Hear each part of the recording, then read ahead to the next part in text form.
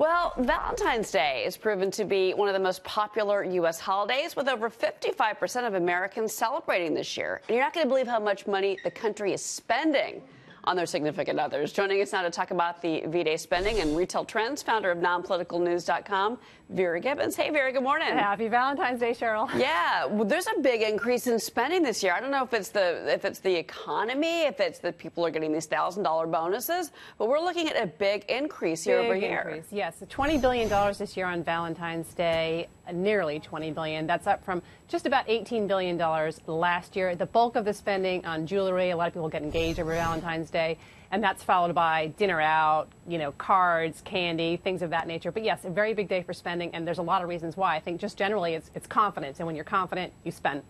So it really is a kind of one of those holidays in the year where we do kind of look to what the consumer is doing and how they're feeling. We can get a true gauge on what the economy is. It's also kind of like if you don't get your significant other something, you run the risk of getting dumped completely. There was a statistic showing that over 50% of people, women in particular, say they would dump their boyfriend if they didn't get something on Valentine's Day. So you have to do something for Valentine's Day, and that generally involves spending. Yeah. Okay, guys, step it up out there. So you mentioned some of the things that people are spending money on. You mentioned jewelry. That's about, what, $4.7 billion just in jewelry? That's the most popular, you said, right, Vera? That's the biggest, followed by a night out. But what's also interesting is that a lot of people are spending a lot of money on their pets, specifically the millennials.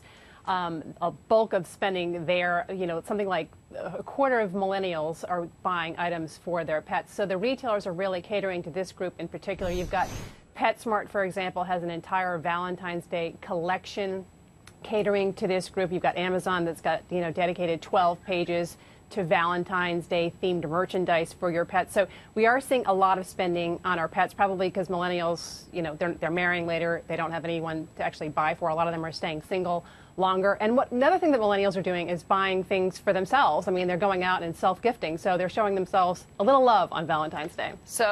But they're also showing, that's interesting, you said the pet side of this. I was looking at this number. Pet spending today expected to jump 27% over last year. $750 million.